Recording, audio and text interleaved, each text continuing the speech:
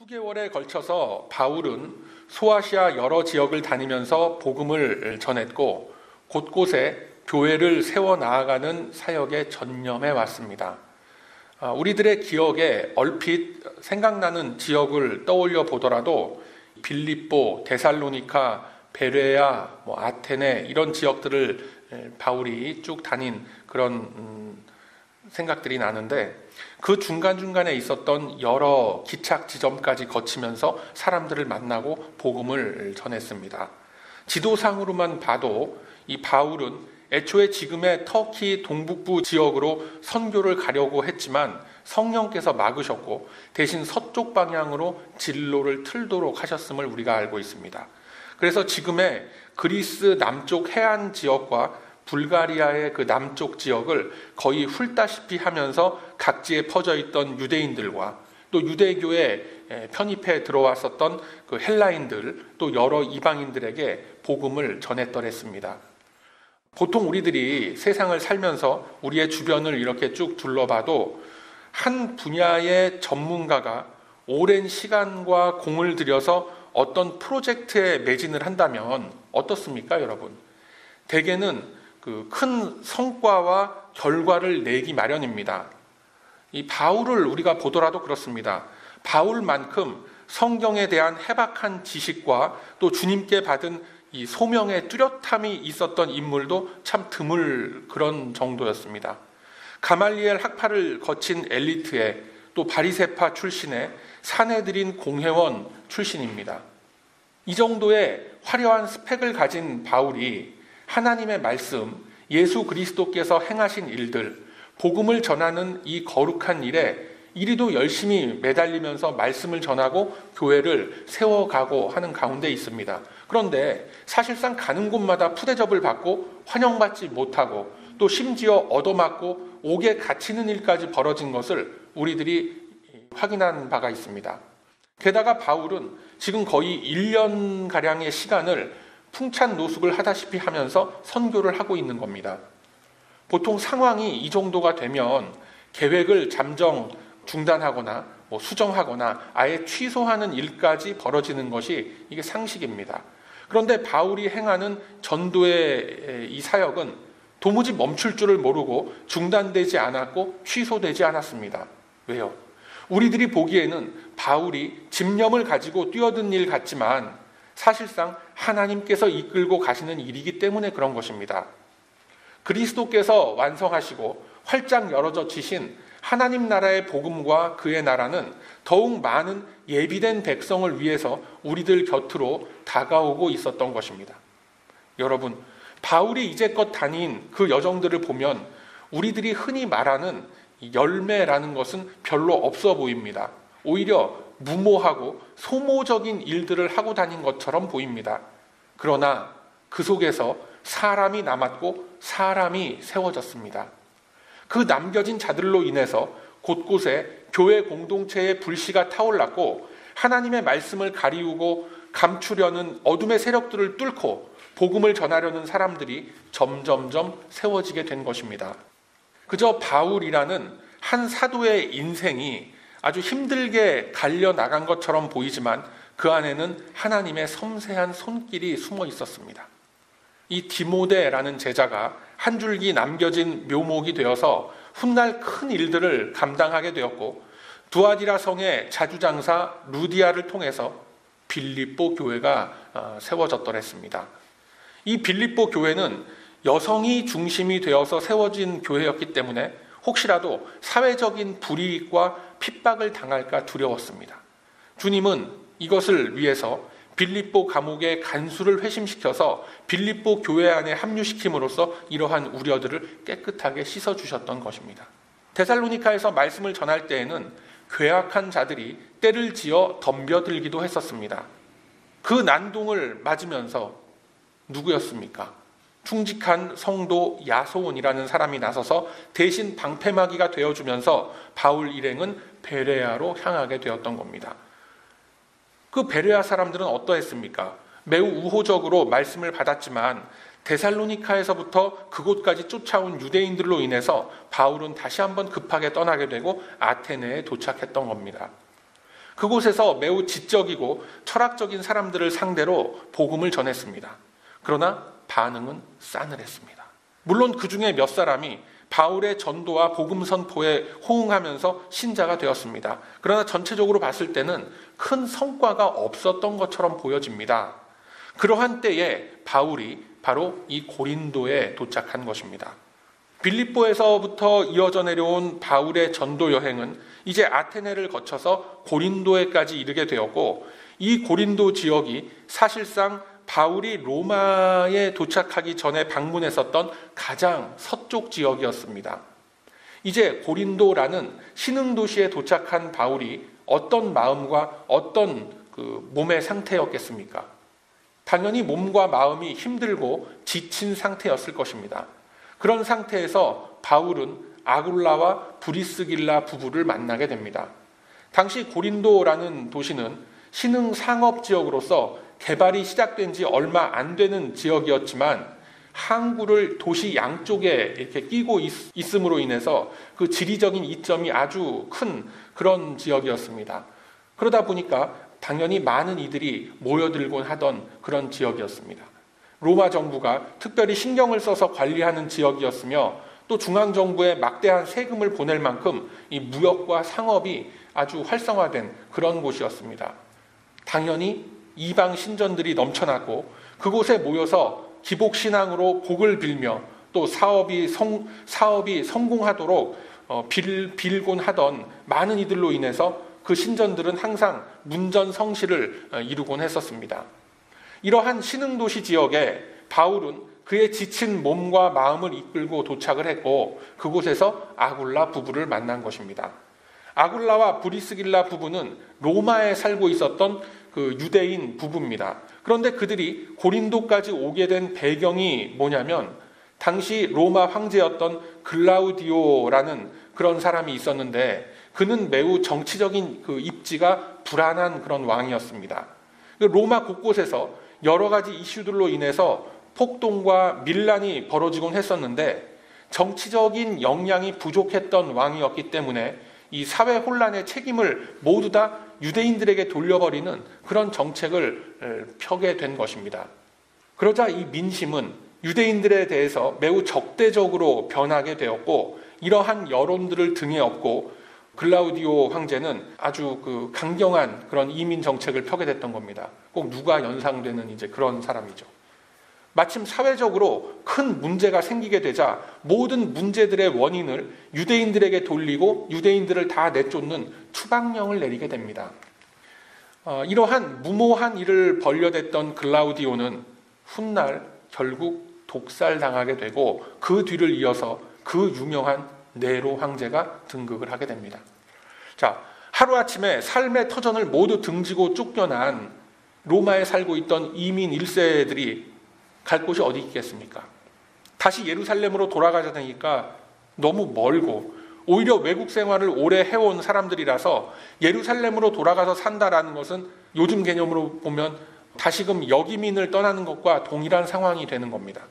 그러던 차에 신흥도시 고린도가 지중해와 에게해를 연결하는 교통의 요지가 되고 또 상업의 중심지로 뜨게 되니까 호구지책으로서 고린도까지 스며들게 된 그런 케이스가 바로 아굴라 부부였던 것입니다. 앞서 말씀드린 바와 같이 당시 고린도는 신흥 무역 도시로서 매우 빠르게 성장하고 있었던 도시였기 때문에 요즘 개념으로 치자면 건축업이 활기를 띠고 있었고 많은 일자리가 생겨나면서 사람들을 부르던 그러한 때였습니다. 이런 상황 속에서 전도 여행 중에 피로함과 피곤함에 젖어 있던 바울 역시 자신의 활동 비용과 또 여러 가지 필요로 인해서 호구지책으로 고린도까지 오게 되었고 본래 바울 집안의 가업이기도 했었던 천막 만드는 일, 텐트 메이킹을 하게 됩니다. 이러한 여러 가지 요인들이 맞아떨어진 가운데 바울과 아굴라 부부는 만나게 되었던 것입니다. 아굴라 부부와 이 바울은 서로 비슷한 처지였습니다. 아굴라 부부가 정착해 있던 지역에서 불이익을 당하고 쫓겨난 것이나 바울이 가는 곳마다 푸대접과 핍박을 당하면서 고난을 겪었던 것이나 또 서로가 금전적인 필요에 의해서 당시 일자리가 넘쳐나던 고린도에까지 오게 된 것은 어찌 보면 매우 서글픈 그런 일이기도 한 것입니다. 그러나 그 속에 하나님의 숨겨진 손길이 계속해서 이들을 인도하고 계셨다라는 것에 이 말씀에 초점이 있는 겁니다. 여러분, 우리들이 다 잘 알고 있듯이 이 사도 바울은 무엇 하나 빠질 것 없는 당시의 엘리트 계층이었고 부유한 집안 출신이었습니다. 요즘도 상식과 관행처럼 여겨지는 일이기도 하지만 부와 명예의 대물림이라는 것은 그 당시 사회에서는 아주 당연한 것이었습니다. 바울쯤 되는 사람이면 유대교 회당이건 어디건 간에 자신이 가진 사회적 지위와 명예 등을 이용해서 사람을 모으고 복음을 전하는 일에 유용하게 사용할 수 있는 그런 정도가 되는 사람이었습니다. 사실 어떻게 보면 바울과 아굴라는 그다지 접촉점이 없는 사람들입니다. 바울이 자신이 가졌던 세상의 것들을 쫙 내세우면서 다녔다면 바울과 아굴라는 만나기가 힘든 인연이었을 것입니다. 그러나 바울은 자신이 가진 세상적인 지위와 명예를 복음을 전하는 일에 사용하지 않았고 오히려 부끄럽게 여겼고 분토와 같이 버렸다라고 했습니다. 우리들이 갖고 있는 일반적인 생각과는 굉장히 다른 모습이죠. 무엇이라도 나에게 도움이 될 수 있는 일이라면 우리는 어떻습니까? 없는 이력도 만들어서 가져다 붙이며 자신을 드러내고 또 자신이 하는 일이 얼마나 값진 진리의 일인지를 알리고 막 했을 텐데 바울은 오히려 정반대의 모습을 보이고 있는 겁니다. 바울은 지금 완전히 거지의 몰골이 돼서 고린도에 들어왔던 것입니다. 어쩔 수 없는 호구지책으로서 텐트 메이킹을 해야 했고 그 와중에 아굴라 부부를 만났던 겁니다. 여기서 우리들은 하나님이 일하시는 여러 가지 손길과 원리를 발견하게 됩니다. 왜 하나님은 바울과 같이 위대한 학자요 사상가를 그가 있어야 할 자리에 놔두지 않고 이렇게 험하다고 할 정도로 굴리시는가라는 의문이 들게 됩니다. 여러분, 쉽게 얘기해서 이 시대 목회자들의 꿈이라는 것이 뭐겠습니까? 잘 조직된 아주 일사불란한 성도들의 그 모임, 그 조직이 딱 갖춰져 있고 훌륭한 예배당 시설이 딱 갖춰진 곳에서 이 웅장한 음향과 화려한 딱 이 조명을 받으면서 예배를 딱 인도를 하고 말이죠. 설교를 딱 선포하고 나면 알아서 다들 편집을 해갖고 어느 목사님 해서 어록을 딱 만들고 책으로 발간까지 딱 해주는 그런 서포트 팀이 다 있고 가는 곳마다 찬사를 받지 않습니까? 아, 이 시대를 위한 주님의 종이네 뭐네 하면서 그렇게 영광을 다 받고 하는 겁니다. 그런 거 아니겠습니까? 사실 온갖 영광을 홀로 다 누리면서 가끔씩 또 겸손하게 이 언론 매체에다가 한마디씩 딱 흘립니다.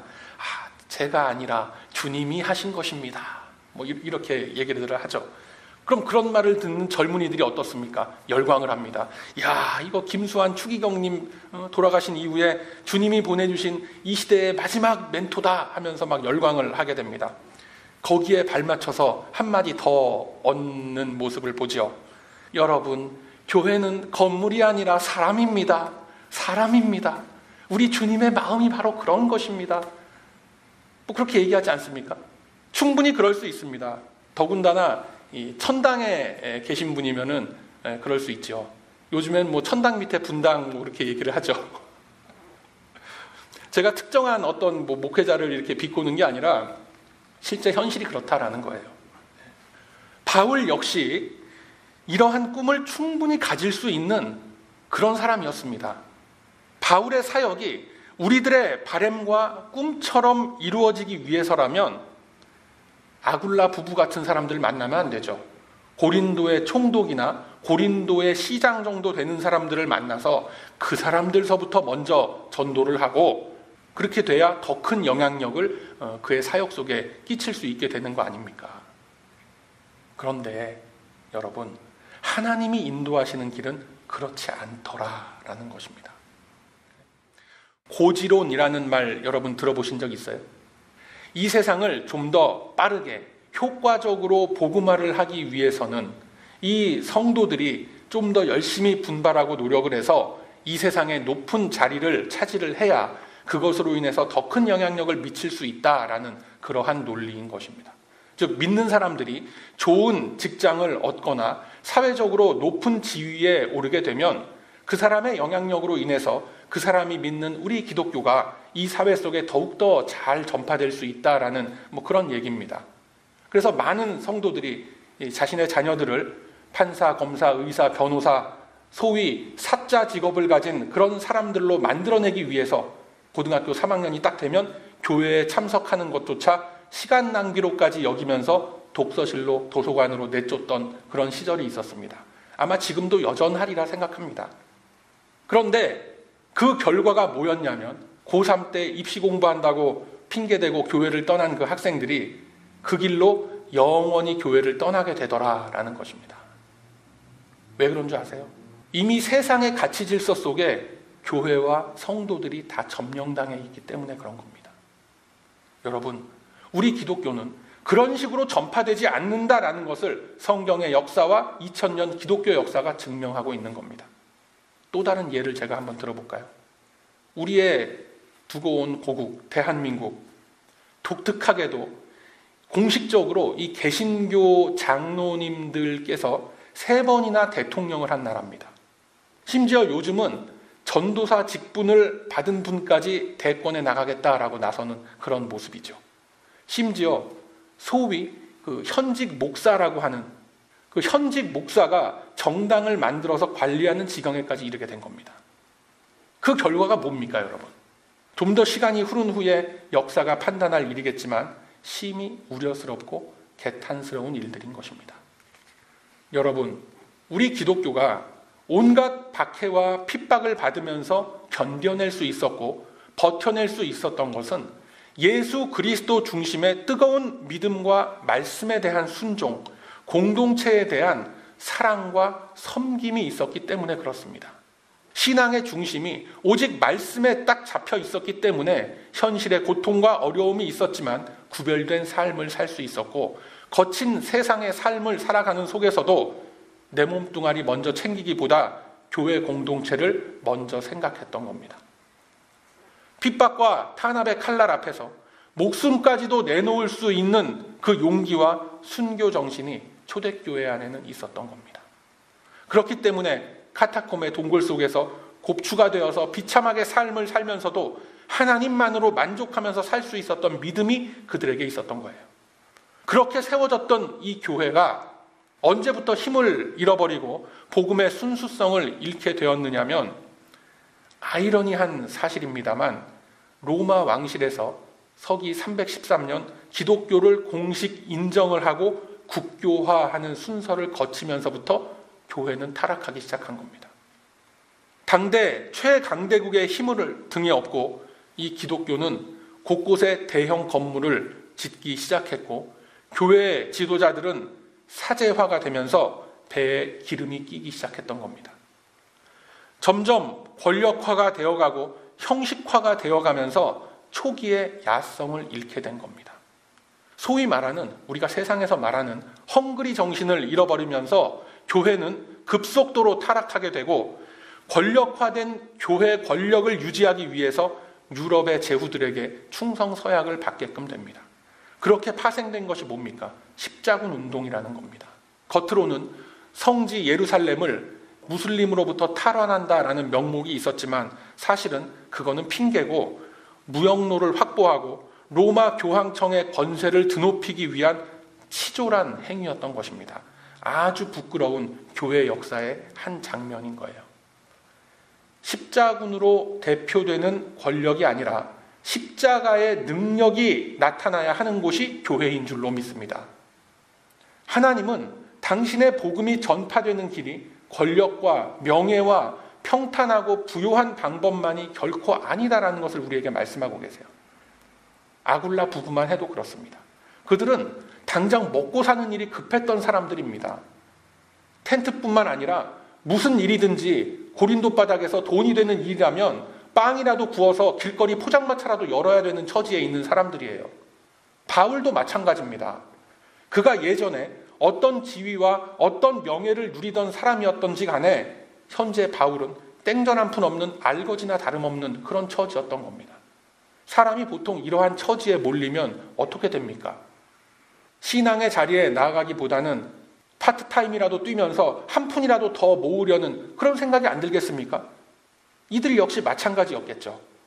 그러나 이들은 그 너머에 있는 그리스도의 십자가와 하나님의 일하시는 깊은 지혜와 경륜을 먼저 생각했던 사람들이었습니다. 우리가 나눈 본문 4절에 보면 안식일마다 바울이 회당에서 강론하고 유대인과 헬라인을 권면했다라고 했습니다. 짧게 한 구절이 딱 서술되어 있지만 신앙의 중심을 잃지 않고 흔들리지 않는 소명에 대한 확신을 보여주고 있는 겁니다. 이들은 This too shall pass. 무슨 말이에요 이게? This too shall pass. 이 또한 지나가리라 라고 하면서 자조 섞인 한숨을 쉬고 그렇게 있었던 것이 아닙니다. 그들의 소망을 그저 지나가는 시간에 흘려보내면서 지금의 고통 앞에서 좌절했던 사람들이 아니었습니다. 그들은 오직 자신들의 소망을 복음, 즉 예수 그리스도 안에서만 찾았던 사람들입니다. 예수님께서 다시 오실 때 자신들을 구원해 주신 것처럼 영화롭게 해주실 것에 소망을 품었던 사람입니다. 여러분, 이 사도 바울은 그렇다 치더라도 아굴라와 브리스길라 부부의 행적에 대해서 성경은 이렇게 증언하고 있습니다. 사도행전 18장 24절 이하에 증거하기를 알렉산드리아에서 난 아볼로라 하는 유대인이 에베소에 이르니 이 사람은 학문이 많고 성경에 능한 자라. 그가 일찍 주의 도를 배워 열심으로 예수에 관한 것을 자세히 말하며 가르치나 요한의 세례만 알 따름이라. 그가 회당에서 담대히 말하기를 시작하거늘 브리스길라와 아굴라가 듣고 데려다가 하나님의 도를 더 자세히 풀어 이르더라 라는 구절이 있습니다. 바로 이 대목의 말씀이 현대 교회의 평신도 사역의 기초가 되는 매우 중요한 대목입니다. 이 목회 후보생들을 데려다가 길러내는 이런 사역들. 설명을 하자면 하루 벌어서 먹고 살기도 빠듯했던 이 아굴라와 브리스길라가 에베소까지 간 겁니다. 고린도에 있던 사람들이. 에베소까지 가서 에베소 교회에 새로 부임했다는 그 아볼로 목사의 가르침을 경청을 했습니다. 이 아볼로라는 사람은 훗날 히브리서를 기록했다라는 그 학설이 신학계의 주류를 이룰 만큼 탁월했던 학자요, 교회 지도자로서 명성을 아주 얻었던 그런 사람이 아볼로입니다.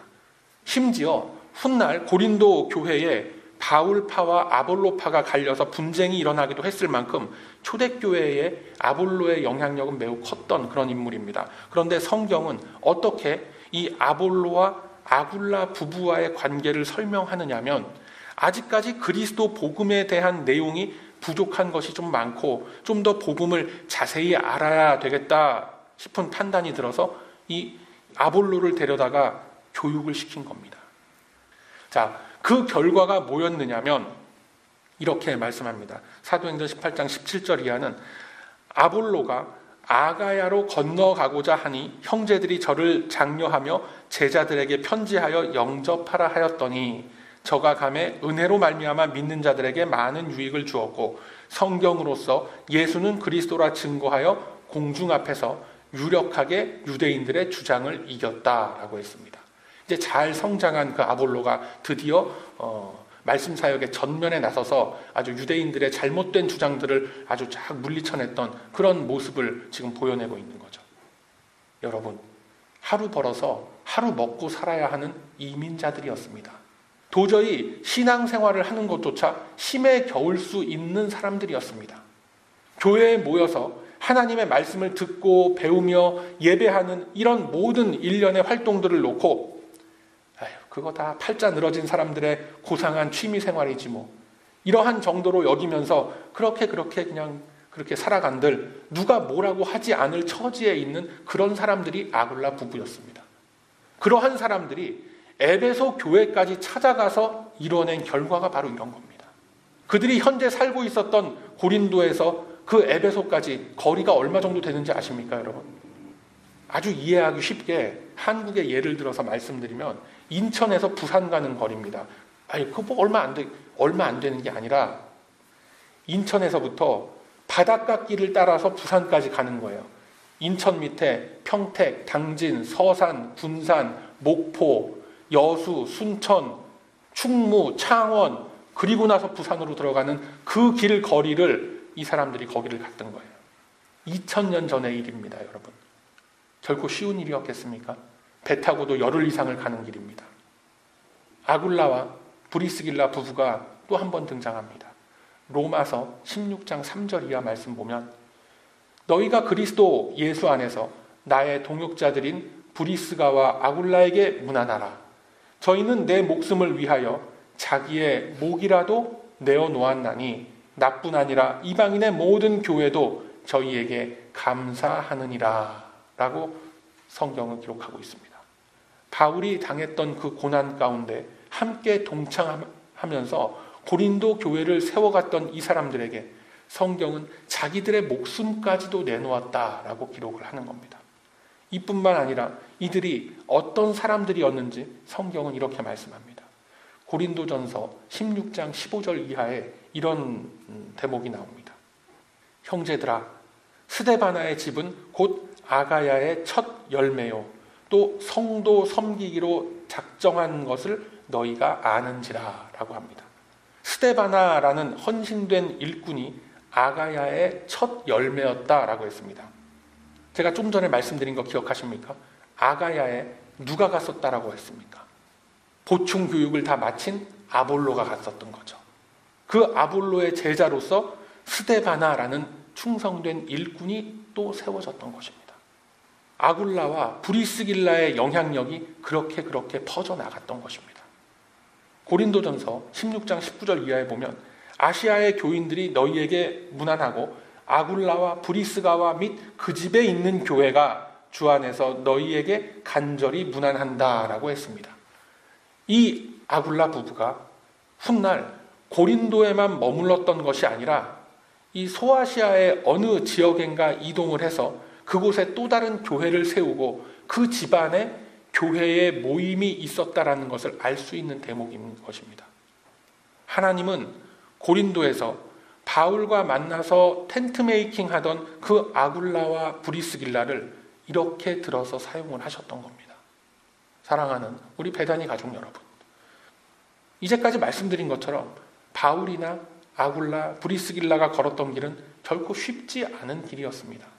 그들이 걸었던 길은 온통 가시밭길이었고 좌절과 실망과 패배만이 가득한 것처럼 여겨진 그런 길이었습니다. 그러나 그 결과는 하나님이 만드신 줄로 믿습니다.